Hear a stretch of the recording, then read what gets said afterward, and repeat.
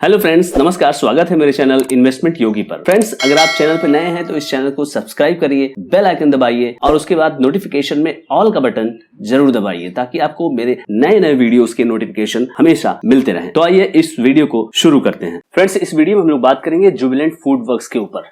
Jubilant food works एक quality company है और इस कंपनी का फुटप्रिंट्स एक ऐसे सेगमेंट में है जो फूड सेगमेंट में काम करती है और देश में जो बड़े ब्रांड्स हैं उनके ये डिस्ट्रीब्यूटर के रूप में काम करती है और उन ब्रांड के साथ एसोसिएटेड होके उनके ब्रांड्स को डिस्ट्रीब्यूट कर रही है।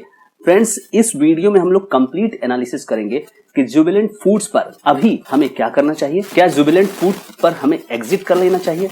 क्या जुबिलेंट फूड को हमें और बाय करना चाहिए या फिर हमें उसे, अगर आपके पास है तो हमें उसे होल्ड करना चाहिए? इस वीडियो पे हम इस पर कंप्लीट एनालिसिस करेंगे। जुबिलेंट फूड के पूरे बिजनेस मॉडल पे ध्यान देंगे, उनके रिजल्ट्स पे ध्यान देंगे, जो हाल ही में जो मार्च क्लोजिंग का जो रिजल्ट है उस पर ध्यान देंगे और फिर ये देखने की कोशिश करेंगे कि क्या जुबिलेंट फूड पर अभी हमारा ट्रेड क्या होना चाहिए, नियर टू शॉर्ट टर्म में क्या ट्रेड होना चाहिए और लॉन्ग टर्म में हमें इस कंपनी के साथ रहना चाहिए या नहीं रहना चाहिए। फ्रेंड्स, इस वीडियो को शुरू करने के पहले मैं कहना चाहूंगा कि अगर आप नए हैं तो इस वीडियो को सब्सक्राइब करिए और इस वीडियो को ज्यादा से ज्यादा लोगों तक शेयर करना ना भूलिए। तो आइए इस वीडियो को शुरू करते हैं। फ्रेंड्स, जुबिलेंट फूड वर्क्स, इस पर हमें कंप्लीट एनालिसिस करनी है, इनके रिजल्ट पर हमें कंप्लीट बात करनी है। उसके पहले हम बात करते हैं कि ये कंपनी क्या है। कंपनी प्रोफाइल पे अगर हम जाते हैं तो हमें पता चलता है कि ये क्लेम करते हैं कि ये इंडिया के लार्जेस्ट फूड सर्विस कंपनी है। Company holds the master franchise rights for 3 international brands, Domino's pizza, Dunkin's और Popeyes addressing. 3 different market segment के ये ब्रांड है जो कि इनके आप देख सकते हैं, डोमिनो, डंकिंस, हांगकांग किचन्स, ये सारे चीज ये यहाँ पे होल्ड करते हैं और इन्हीं के माध्यम से पूरे देश भर के अंदर ये सारी चीजें ऑपरेट होती हैं। तो आप समझ सकते हैं कि इतने बड़े ब्रांड को ये होल्ड करते हैं और इसकी फ्रेंचाइज को पूरे देश में ये ओपन करने का काम करते हैं। आप चीफ बॉस, एकदम, पोपोइज, ये देखिए। बिजनेस सेगमेंट की बात की जाए तो इंफ्रास्ट्रक्चर एक्सीलेंस, 1567 रेस्टोरेंट्स ये चला रहे हैं 12 सप्लाई चेन डिस्ट्रीब्यूशन सेंटर के थ्रू। पैन इंडिया प्रेजेंस है इनकी, 337 शहरों में है। टेक्नोलॉजी ड्रिवन है, ऑब्वियसली सारी कंपनियां आईटी बेस्ड काम कर रही हैं, ये भी उसी में चलेंगे। विजनरी लीडरशिप की बात की जा रही है, कमिटेड टीम है, 30,000 लोगों का इसमें इन्होंने टीम किया हुआ है। सर्टिफाइड पार्टनर्स हैं, partners network 135 HACCP certified food business partner इनके साथ जुड़े हुए हैं। तो इस तरह से ये कंपनी काम कर रही है। रोबस्ट सप्लाई चेन मैनेजमेंट के साथ ये जुड़े हुए हैं, यानी vendor partners, then raw material और इसके बाद फ्रोजन चिल्ड एम्बिएंट ट्रांसपोर्टेशन है, सप्लाई चेन, और इस तरह से ये कंप्लीट इनका जो एटमॉस्फेयर है ये बना हुआ है। फ्रेंड्स, अब जुबिलेंट फूड वर्क्स की कंप्लीट रिजल्ट की ओर बात करते हैं, जो इन्होंने 30 मई को ये रिजल्ट बोर्ड आउटकम में प्रेजेंट किया है। फाइनेंशियल रिजल्ट्स को डिक्लेयर करने के साथ साथ रिकमेंडेशन ऑफ डिविडेंड ₹1.20 का इन्होंने डिविडेंड, 60% इक्विटी शेयर जो फेस वैल्यू ₹2 है उसके हिसाब से 60% ये पड़ता है, ₹1.20 पर शेयर इन्होंने डिविडेंड की घोषणा की है, जो कि एजीएम में होने पर 30 दिन के अंदर लोगों के मेंबर्स के शेयर होल्डर्स के खाते में डाल दिया जाएगा। ये result stand alone financial result है क्वार्टर और ईयर एंडेड 31 मार्च 2022 का। अब इनकम में अगर आप देखिए तो 31 मार्च 22 और यहाँ 31 मार्च 21 में इसका अगर कंपैरिजन करें तो टोटल इनकम 117,030 और यहाँ 103, तो यहाँ आपको वृद्धि दिखाई दे रही है। अदर इनकम 1,098 लाख था जो कि अभी 1,241 लाख हुआ है और रेवेन्यू फ्रॉम ऑपरेशन एकदम अगर हम बात करेंगे, केवल उसकी बात करेंगे तो 1,02,000 लाख और 1,15,000 लाख, ये इसमें बढ़ोतरी हुई है। और जस्ट पीछे के क्वार्टर की बात करेंगे तो यहाँ 120 था और यहाँ 117, थोड़ा सा मार्जिनल ये घटा हुआ है। अब आप बात करेंगे कि पूरे के पूरे साल में क्या हुआ। पूरे के पूरे साल में 31 मार्च 2020 को 4,37,175 यानी 4,371 करोड़ रुपए का इनका पूरा सेल है, और जो कि पिछले 2021 वाले में 3,33,924 लाख, यानी कि जबरदस्त इन्होंने ग्रोथ दिखाई है अपने रिजल्ट में in terms of total income. Total income में भी अगर आप देखें और या फिर अगर आप रेवेन्यू फ्रॉम ऑपरेशन में ही देखना चाहते हैं तो भी आपको यहाँ दिखाई देगा कि ये जबरदस्त बढ़ा हुआ है। अब एक्सपेंसेस की जहां तक बात करेंगे, 31 मार्च को खत्म हुए साल में टोटल एक्सपेंसेस 1,01,635 था और इसके पहले जस्ट क्वार्टर में 1,02,131 था। पिछले साल 31 मार्च को ये 89,000 था, उसके रिस्पेक्ट में यहाँ पे एक्सपेंसेस बढ़े हुए आपको दिखाई दे रहे हैं। और ओवरऑल साल की बात करें 3,03,014 और 3,78,000 यानी खर्चों में बढ़ोतरी दिखाई दे रही है। इन्फ्लेशन, फूड कॉस्ट, ये सारी चीजें जो आपको बढ़ती हुई दिखाई दे रही है। आप यहाँ देख सकते हैं कि रॉ मटेरियल खर्चे यहाँ बढ़े हुए आपको दिखाई दे रहे हैं। 67,046 लाख से ये 92,000 लाख यहाँ पे सीधा सीधा आपको बढ़ते हुए दिखाई दे रहा है। परचेज ऑफ ट्रेडेड गुड्स में यहाँ बढ़ोतरी हुई है। ठीक है, खर्चे सेल जितना आप करेंगे उसी हिसाब से आपका सेल भी बढ़ेगा। यानी कि आप यहाँ पे बेच रहे हैं 3,33,924 लाख और यहाँ बेच रहे हैं 4 लाख। अगर इधर ऊपर की बात की जाए 3,26,000 और 4,33,000, तो उस हिसाब से आपको उस हिसाब से रॉ मटेरियल भी आपको खर्च करना पड़ेगा। बट ओवरऑल इन्फ्लेशन का क्या इफेक्ट है वो दूसरी बात हो जाती है। फाइनेंशियल कॉस्ट की बात अगर करें तो 4,504 लाख इन्होंने इस क्वार्टर में दिया और इसके पहले 4,458 लाख, और ओवरऑल एक साल में 16,060 लाख पिछले साल और इस साल 22 मार्च को 17,300 लाख। यानी कि इनका फाइनेंशियल कॉस्ट, इंटरेस्ट कॉस्ट यहाँ पर आपको बढ़ता हुआ दिखाई दे रहा है। एम्प्लॉय कॉस्ट पिछले साल 73,570 लाख और इस साल 75,135, मार्जिनल इसमें बढ़ोतरी दिखाई दे रही है। अब आप यहाँ पर देखेंगे कि प्रॉफिट बिफोर एक्सेप्शनल आइटम, उसको अगर चार्ज करने के पहले ये प्रॉफिट है 15,394 लाख और इसके जस्ट पहले 18,312 दिसंबर क्वार्टर में था। तो यहाँ ये थोड़ी सी यहाँ इसमें घटोतरी दिखाई दे रही है, घटता हुआ ये दिखाई दे रहा है। प्रॉफिट बिफोर टैक्स 15,355 और पिछले क्वार्टर में 18,302, पिछले मार्च में 13,732, उससे यहाँ पे ये बढ़ता हुआ दिखाई दे रहा है। पूरे साल का जबरदस्त तरीके से बढ़ता हुआ दिखाई दे रहा है। टैक्स एक्सपेंसेस को काटने के बाद 11,611 लाख, यानी कि आपका ये हो गया 1,161 करोड़ और ये पिछले क्वार्टर में 1,373 करोड़ था। और अगर मार्च टू मार्च की बात करें तो वहां से आपको ये बढ़ता हुआ दिखाई दे रहा है। पिछले साल मार्च में 10,429 लाख था। ओवरऑल पूरे साल की बात करें 23,368 लाख से बढ़ता हुआ ये प्रॉफिट अब बैठ गया इस साल 43,752। तो आप देख सकते हैं कि प्रॉफिट ऑफ द पीरियड यानी कि नेट प्रॉफिट जो है उसमें आपको ओवरऑल पूरा ईयर ऑन ईयर बढ़ोतरी यहाँ पे दिखाई दे रही है। लेकिन क्वार्टर ऑन क्वार्टर, ये वाला क्वार्टर पिछले वाले क्वार्टर से आपको घटता हुआ दिखाई देगा, लेकिन पिछले क्वार्टर से अगर कंपेयर करेंगे तो ये आपको बढ़ा हुआ दिखाई देगा। ये भी सीधे हम बात करते हैं ईपीएस की। ईपीएस इस क्वार्टर का ₹1.76 है। पिछले क्वार्टर में वो बढ़ा हुआ था एज यूजुअल की, उसमें आपको बढ़ा हुआ नेट प्रॉफिट भी दिखा था। पिछले साल मार्च के हिसाब से 1,01.58 रुपीज ये भी आपका बढ़ा हुआ है इस साल, और पूरे साल का ₹6.63 इस साल 22 का,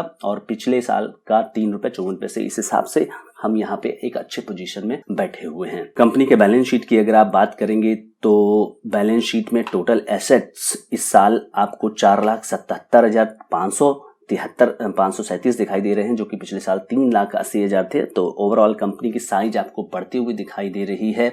इसमें जो नोटेबल चीज है वो हमें ये देखना पड़ेगा कि कंपनी के फाइनेंशियल लायबिलिटीज में लॉन्ग टर्म लायबिलिटीज या इस तरह की चीजें जिसमें कि इंटरेस्ट कॉस्ट होता है, लीज फाइनेंसिंग, ज्यादातर जो इनकी जो आप आउटलेट देखते हैं वो लीज पर होती है, तो उसका जो आपका खर्चा है वो यहाँ पर आपको ये ऑब्लिगेशंस में, लायबिलिटीज में बढ़ता हुआ दिखाई दे रहा है। तो जैसे जैसे आउटलेट्स बढ़ेंगे वैसे वैसे लीज लायबिलिटीज इनकी बढ़ती हुई आपको दिखाई देगी। तो ओवरऑल ये एनालिसिस आपको ये बताने के लिए है कि कंपनी ने ईयर और ऑन ईयर और क्वार्टर ऑन क्वार्टर कंपनी ने अच्छा परफॉर्मेंस किया है और डिलीवर करके दिया है। इसके पास जो ब्रांड्स हैं वो अच्छे ब्रांड्स हैं, क्वालिटी ब्रांड्स हैं और एस्टेब्लिश्ड ब्रांड्स हैं, जिनके साथ कस्टमर एसोसिएट रहता है और एक मार्केट शेयर इनका अच्छा खासा पकड़ा रहता है। और ये क्योंकि इसको डिस्ट्रीब्यूट करते हैं, भारत में डिस्ट्रीब्यूट करते हैं, तो इनके जो भी ब्रांड्स हैं वो एक डोमिनेंट पोजीशन में मार्केट में बने हुए हैं। तो यूथ को पसंद है इन सब चीजों में जाना, इस वजह से ये ब्रांड जो है वो अपनी पोजीशन बरकरार रखे रहेंगे। तो इस हिसाब से क्वार्टर ऑन क्वार्टर और ईयर ऑन ईयर का जो रिजल्ट है उसको एनालाइज करके हम एक धारणा बना सकते हैं और इस कंपनी में निवेश करने के लिए अपनी एक राय बना सकते हैं। फ्रेंड्स, जुबिलेंट फूड वर्क्स के लास्ट ट्रेडिंग डे के बाजार भाव पे ध्यान देंगे तो ये 541 रुपए पर इसकी क्लोजिंग है, और 52 वीक हाई और 52 वीक लो पर अगर ध्यान देंगे तो ये 918 रुपए का ये 52 वीक हाई इसका है और 451 रुपए का इसका 52 वीक लो है, और वहां से इसने 90 रुपए की एक रनअप लगाई हुई है। मार्केट कैपिटलाइजेशन 35,000 करोड़ रुपए से ऊपर का है। पीई रेशियो 84 है यहाँ पर, अराउंड 85, और डिविडेंड यील्ड 0.22% का इनका है। और एक बात ध्यान देने वाली है कि 8 जुलाई को इनका एक्स डिविडेंड डेट भी आने वाला है। जहां तक इसके ऑल टाइम रिटर्न का सवाल है तो इसने अपने पूरे के पूरे करियर में 2242% का ऑल टाइम रिटर्न डिलीवर किया हुआ है। और आप इसके चार्ट से देख सकते हैं कि इसका एक जबरदस्त चार्ट है जो कि अपवर्ड ट्रेंड में यहां आपको दिखाई दे रहा है। पिछले 5 साल में इसने निवेशकों को 394% यानी कि करीब 400% का रिटर्न दिया हुआ है। लास्ट 1 ईयर का रिटर्न करीब 14% इनका डाउन है because of the market scenario. अभी मार्केट के सिनेरियो के हिसाब से और कुछ कंसर्न्स जो हैं, खास करके इन्फ्लेशन के जो कंसर्न है और जो इनके ऊपर पड़ने वाले मार्जिन के प्रेशर है उसके कारण और ओवरऑल जो मार्केट है उसके वजह से आप देख सकते हैं कि लास्ट 1 ईयर का इनका परफॉर्मेंस अच्छा नहीं है। फ्रेंड्स, अब इस स्टॉक के कुछ इंडिकेटर्स, फाइनेंशियल इंडिकेटर्स मैं यहाँ पे डिस्कस करना चाहता हूँ। आप उन्हें देखिए। लास्ट 10 इयर्स में इस कंपनी का जो सेल्स है वो 16% बढ़ा है। लास्ट 5 इयर्स में इस कंपनी का जो सेल्स है वो 11% बढ़ा है। ये एक दो इंडिकेटर से आप समझ जाएंगे कि कंपनी की पोजीशन क्या है, फंडामेंटली क्या है। अब स्टॉक के परफॉर्मेंस की बात करेंगे तो कंपनी का जो परफॉर्मेंस स्टॉक का है वो 10 साल 16% का बढ़ा हुआ है और 5 साल में कंपनी का परफॉर्मेंस 39% यहाँ पे स्टॉक के प्राइस में आप देख सकते हैं। वहीं दूसरी तरफ अगर प्रॉफिट की बात करें तो प्रॉफिट जो है 10 साल में वो 15% CAGR के बेसिस पे बढ़ा हुआ है। 5 साल में जो प्रॉफिट की ग्रोथ हुई है वो 44% CAGR के बेसिस पे हुई है। तो इस तरह से कंपनी ने फंडामेंटली सेल्स में, स्टॉक के प्राइस के परफॉर्मेंस में, प्रॉफिट के परफॉर्मेंस में आपको निराश नहीं किया है। दूसरी तरफ अगर हम बात करें